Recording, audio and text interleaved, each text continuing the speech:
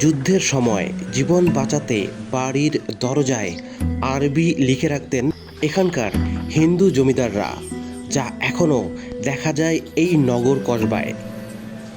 সেই সময়কার জৌলসময় এক শহর এখন ভুতুড়ে।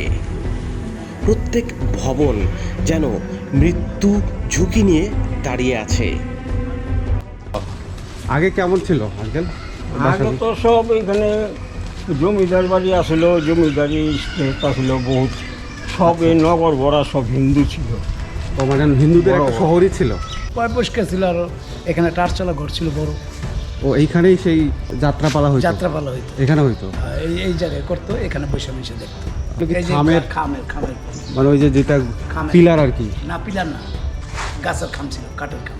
ও কেউ কেউ গেছে, কেউ রেখে দিয়ে গেছে, মানে কেউ এমনি চলে গেছে, কেউ ফালাই বিক্রি গেছে, করে গেছে, তারপরে কেউ ফালাই রেখে গেছে। কেউ এমনি ফালাই দিয়ে চলে গেছে আর কি। জায়গাটির পুকুর ঘাট দেখা যায়। কত প্রাচীন একটি জনপদ ছিল সেই সময়ে, সুলতানি এবং মোঘল আমলে। তো ভিউয়ার্স, এই সেই পুকুর ঘাট। কোনো বিষাক্ত পোকামাকড় আক্রমণ করে। এই যে দেখুন কি ভয়ঙ্কর অবস্থা চারপাশে। এটি এক সময় উঠোন হিসেবে ব্যবহৃত হতো, কিন্তু এখন এখানে হাঁটা চলা করার মতো অবস্থাই নেই। এখানে অনেক বিষাক্ত পোকামাকড় আছে, এখানে যাওয়া যাবে না, বের হয়ে যায় এখান থেকে। হাত থেকে জীবন নিয়ে ফিরে বের হলাম ওপাশের যে সিঁড়িঘর, সেই সিঁড়িঘর থেকে। এখন জরাজীর্ণ অবস্থায় আছে এবং ভেতরের কি খারাপ অবস্থা দেখুন। এক সময় এখানে ছিল ধনী হিন্দু বণিক ও জমিদারদের বসবাস। সুলতানি ও মুঘল আমলে তৈরি বিক্রমপুরের এই নগর কসবা যেন নীরবে কান্না করছে।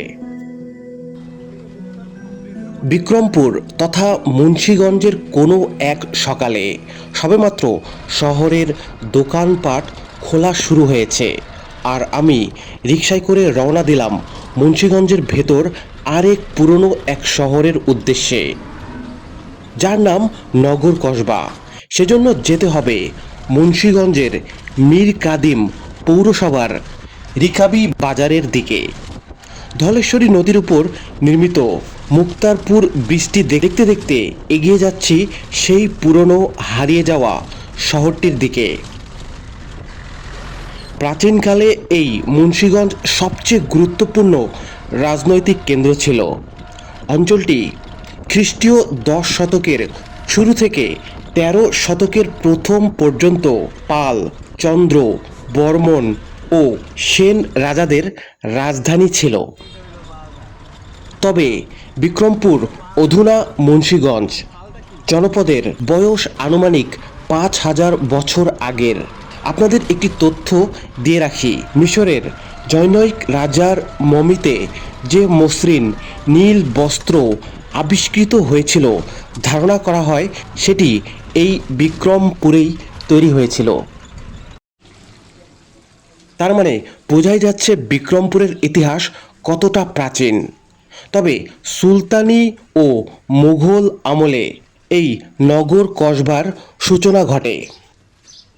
মুঘল শাসনামলে প্রশাসনিক কার্যক্রম পরিচালনার জন্য অবিভক্ত বাংলায় 37টি কসবা ছিল, তার মধ্যে নগর কসবা হচ্ছে একটি। কিছুক্ষণ পর আমরা পৌঁছে গেলাম সেই প্রাচীন শহরে। এই নগর কসবায় প্রবেশ করলে প্রথমেই চোখে পড়বে লক্ষ্মীবাড়ি। সন্তুনাথ পোদ্দার নামক একজন ধনাঢ্য ব্যবসায়ী ইংরেজ শাসনামলে ক্রয়সূত্রে জমিদারি লাভ করেন। লক্ষ্মীবাড়ির দক্ষিণ পাশে রাম পোদ্দারের বাড়ি। রাম পোদ্দার ছিলেন সন্তুনাথ পোদ্দারের পরবর্তী বংশধর। প্রত্যেক বাড়ির দরজায় আরবি লেখা দেখতে পাওয়া যায়। 1971 সালে মুক্তিযুদ্ধের সময়ে পাকিস্তানি হানাদার বাহিনী এই নগর কসবা ও পার্শ্ববর্তী আবদুল্লাপুরে হত্যাযজ্ঞ চালায়। ভীত সন্তুষ্ট হয়ে নগর কসবায় হিন্দু পরিবারগুলো তখন বাড়ির দরজায় আরবি লিখে রাখেন। কয়েকটি বাড়ির দরজায় এখনও সেই লেখাগুলো দেখা যায়। রাম পোদ্দারের বাড়ির পাশেই রয়েছে বাঘাবাড়ি। মাটি থেকে 3 ফুট উঁচু প্ল্যাটফর্মের উপর এই বাড়িটির ভবনগুলো প্রায় 150 বছর আগে নির্মিত। বাঘাবাড়ির পাশেই রয়েছে কুড়িবাড়ি। 19 শতকের শেষ দিকে চরণ পদ্মার এই বাড়িটি নির্মাণ করেন। 1947 সালে দেশভাগের পর জমিদার চরণ পদ্মার সপরিবারে ভারতের পশ্চিমবঙ্গে চলে যান। তারপর দেখা যায় হরণ শাহ পদ্মারের দ্বিতল বাড়ি। বর্তমানে একটিমাত্র দ্বিতল ভবন এখানে রয়েছে। নগর কসবার এই গলিগুলোতে ঘুরলে এখনও শোনা যায় শঙ্খ ধ্বনির শব্দ। এখনও হয়ে আসে পূজা। প্রত্যেক পূজায় হয়ে থাকে অনুষ্ঠান। তবে ভবনগুলোর প্রাচীরে নেই আগের মতো জৌলস।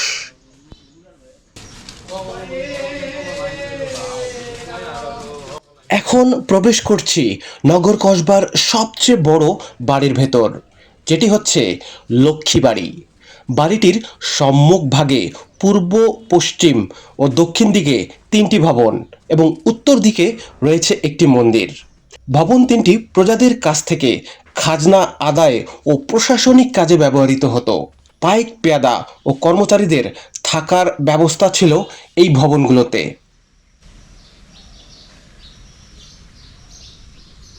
ভিউয়ার্স, আমি প্রবেশ করলাম এই নগর কসবার লক্ষ্মী বাড়ি। মূলত এটি নাকি সবচেয়ে বড় এবং পুরনো বাড়ির মধ্যে একটি। এবং চারপাশে এই বাড়ির যে দালানগুলো সেগুলো দেখুন কতটা পুরনো এবং কতটা কারুকার্য খচিত, ঐতিহ্যবাহী একটি বাড়ি।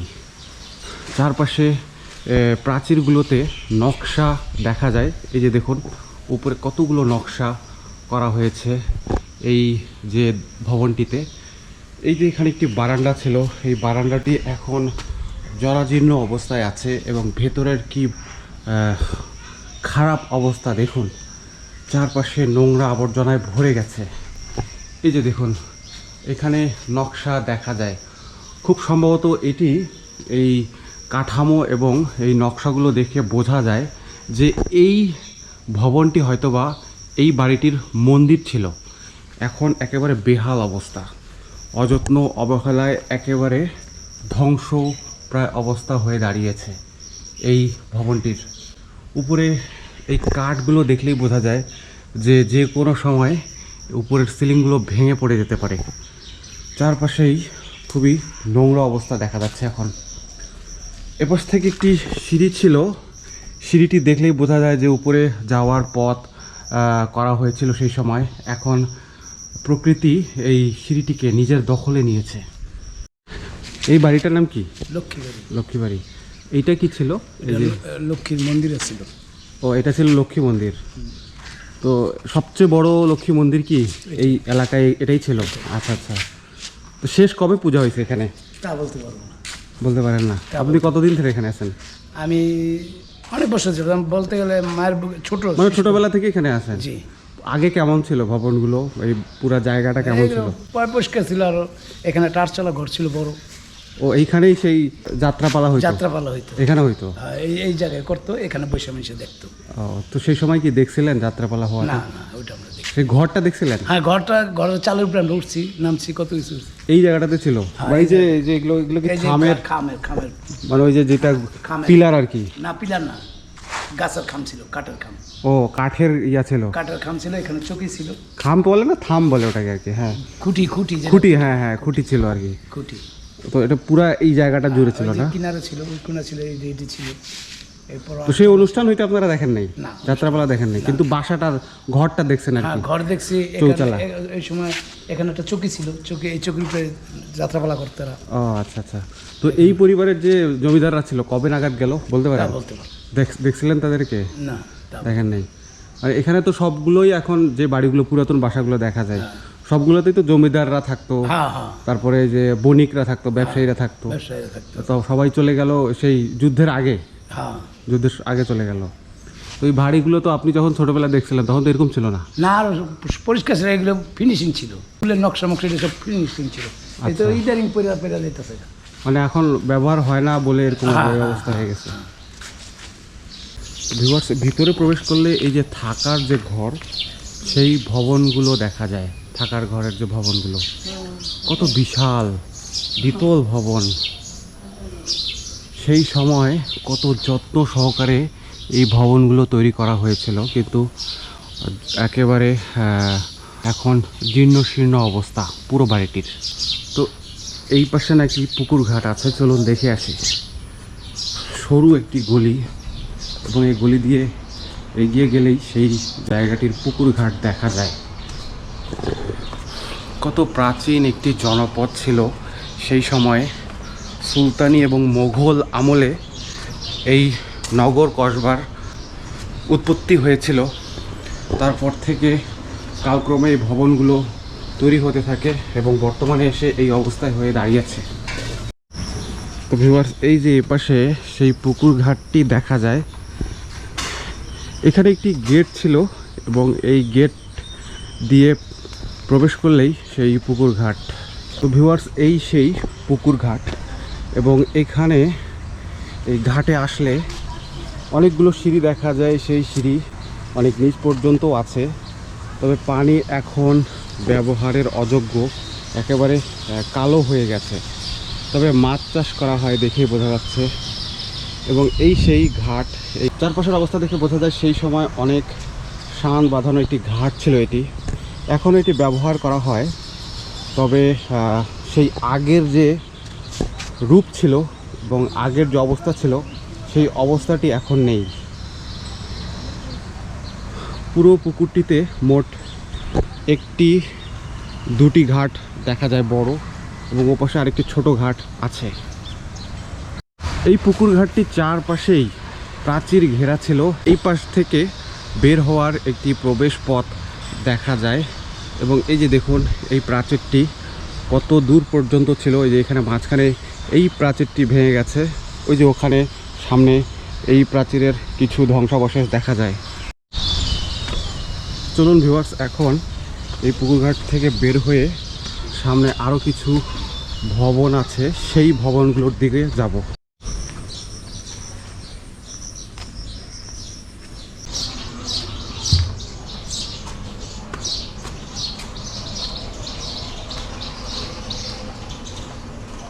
তো ভিউয়ার্স, বের হয়ে যাচ্ছিলাম, কিন্তু যাওয়ার পথে একটি সিঁড়ি চোখে পড়লো। এই লক্ষ্মীবাড়ির ছাদে ওঠা যায়, চলুন একটু দেখে আসি ছাদটি। এখন একেবারে জরাজীর্ণ অবস্থায় আছে ছাদটি, ভঙ্গুর অবস্থা পুরো ছাদের। সিঁড়িটি দেখেই বোঝা যায় যে সেই সময় এই সিঁড়িটি অনেক রাজকীয় ছিল। চারপাশের যে সিমেন্টের আস্তরণগুলো সেগুলো খসে পড়েছে, এবং এই যে এই ছাদটি একপাশে হেলে গেছে। এই যে দেখুন, এই ছাদটি মোটামুটি ঝুঁকিপূর্ণ বলা যায়। এবং এপাশে আরেকটি বাড়ি, এই বাড়িটি একেবারে পরিত্যক্ত, মনে হয় না যে এখানে কেউ বসবাস করছে। সেইখানে আমরা যাব। ভিউয়ার্স, আপনাদের এইখানে এই অবস্থাটি দেখাই ছাদের, কি ভয়ঙ্কর লাগছে দেখতে। মনে হচ্ছে ছোটোখাটো একটি বন এই জায়গাটিতে। দেখুন না কিভাবে জঙ্গলগুলো বেড়ে উঠেছে। একটি ছাদে এই অবস্থা, এটি খুবই কমই দেখা যায় আসলে। চলুন এখন নেমে যাই, এদিক থেকেও নামা যায়, তবে এখানে জায়গাটি খুব নোংরা। এখানে অনেক বিষাক্ত পোকামাকড় আছে, এখানে যাওয়া যাবে না, বের হয়ে যায় এখান থেকে। মনে হচ্ছে ওই ছাদ থেকে জীবন নিয়ে ফিরে বের হলাম। ওপাশের যে সিঁড়িঘর, সেই সিঁড়িঘর থেকে এতটাই ভয়ঙ্কর অবস্থা ওখানে। এই যে এই সিঁড়িটি সেই সিঁড়ি থেকে মোটামুটি ভালো মনে হচ্ছে, এদিক থেকে নেমে যাই। যে সিঁড়িগুলো দিয়ে আমরা এখন নামতে অভ্যস্ত নেই, আমরা পড়ে যেতে পারি এমনভাবে এই সিঁড়িগুলো সেই সময় তৈরি করা হতো। দেখুন না কতটা খারাপ।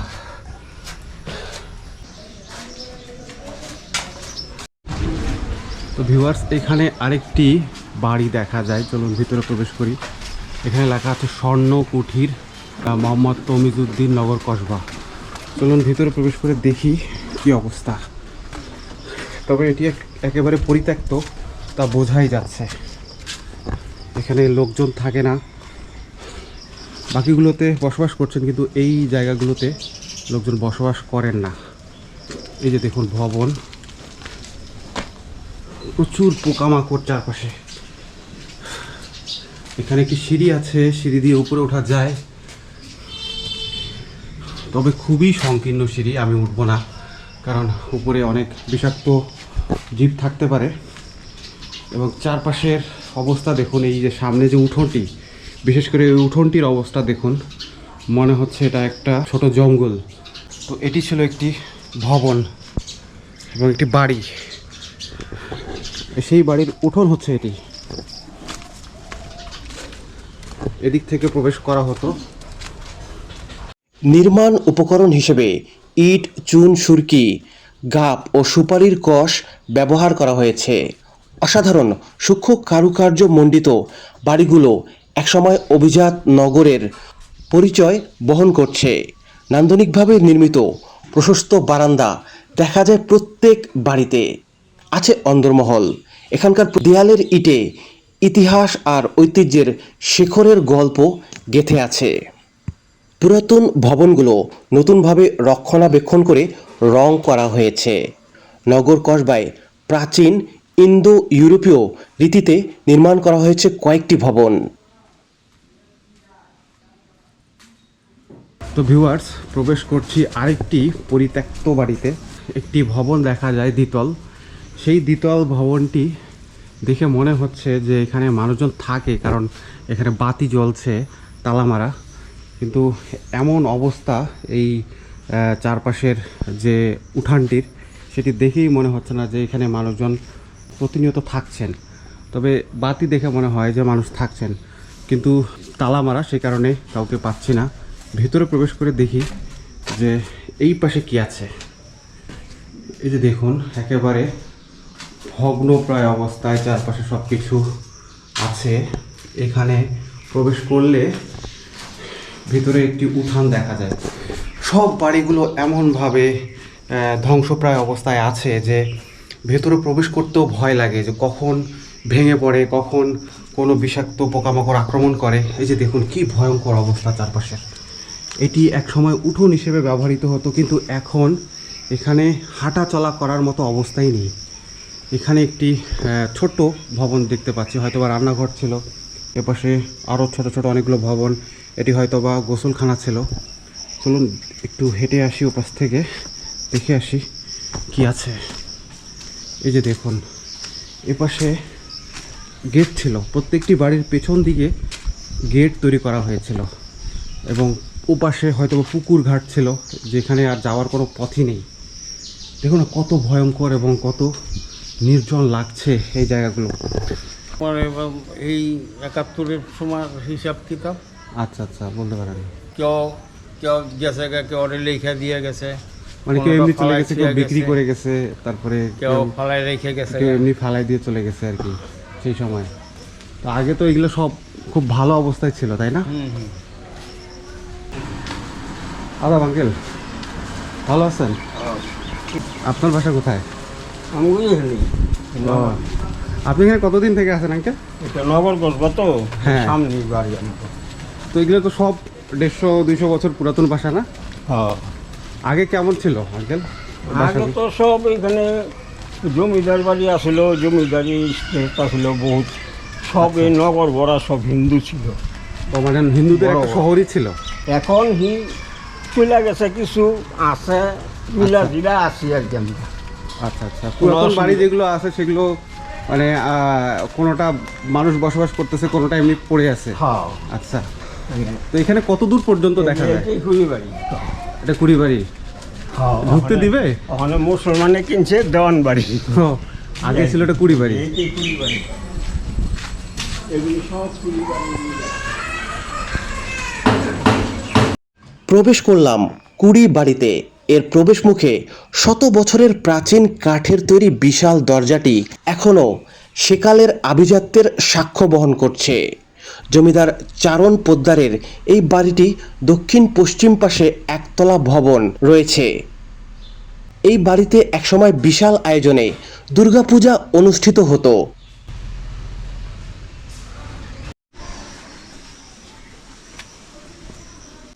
ব্রিটিশ শাসনামলে বিশেষত 19 শতকের শেষের দিকে নগর কসবা পুনর্নির্মাণ করা হয়েছিল প্রধানত হিন্দু ব্যবসায়ীদের আবাসিক অঞ্চল হিসেবে, যারা বেশিরভাগ মীর কাদিমের ইছামতি নদী বন্দর দিয়ে ব্যবসা বাণিজ্য করতেন।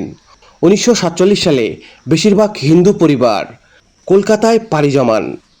1971 সালের মুক্তিযুদ্ধের সময় অনেকে পুরোপুরি ভারতে চলে যান। এখন যে স্থাপনাগুলো টিকে আছে সেগুলো সঠিকভাবে রক্ষণাবেক্ষণ না করলে পুরো প্রাচীন শহরটি একসময় বিলুপ্ত হয়ে যাবে। এই প্রাচীন শহর নিয়ে আরও কোনো তথ্য জানা থাকলে তা কমেন্ট বক্সে জানাতে ভুলবেন না। ভিডিওটি ভালো লাগলে লাইক ও শেয়ার করতে পারেন। চ্যানেলে নতুন হলে অনুগ্রহ করে সাবস্ক্রাইব করে রাখুন।